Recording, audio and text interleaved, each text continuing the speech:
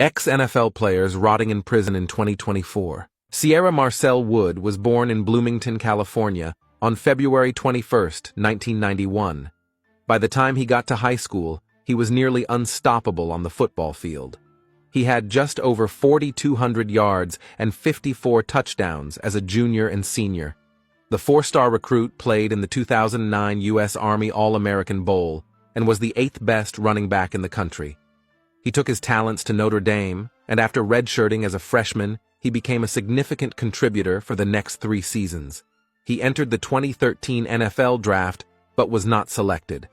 Over the next 3 years, he spent time with 5 different NFL teams, but he was mainly a practice squad player. He played 7 games for his career and ran for 12 rushing yards.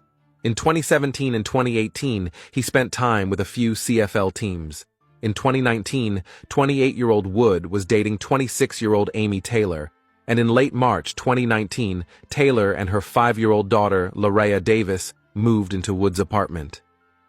On April 9, 2019, Wood was alone with Davis, while Taylor was at the grocery store. Wood called 911 to report that Davis was unresponsive and needed medical attention.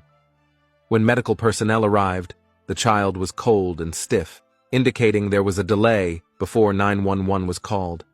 She was taken to the hospital, where doctors immediately noticed she had bruises all over her body. Police were contacted, and Wood and Taylor were arrested for child abuse, but after Davis died, they were also hit with murder charges. Along with over 100 bruises, she had nearly 24 broken ribs, internal bleeding, as well as liver and heart damage and other injuries. Her cause of death was ruled to be from blunt force trauma. Wood would later admit to using exercise to discipline the young girl because she was chunky and he was trying to get her on the right path. He would force her to do sprints, push-ups, and wall squats because he didn't feel he should be spanking another man's daughter. Taylor also admitted to sitting on her daughter as a punishment. She would also hit her with a belt. In April 2024, Wood entered an Alford plea to second-degree murder and felony child abuse. An Alford plea allows an individual to plead guilty but maintain their innocence. In August 2024, Wood was sentenced to 10 years to life for second-degree murder.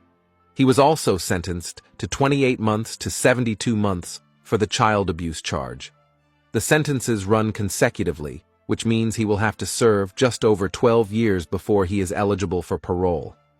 Taylor pleaded guilty to second-degree murder and felony child abuse. She was sentenced to 10 years to life in prison for the murder charge and 8 to 20 years for abusing her daughter.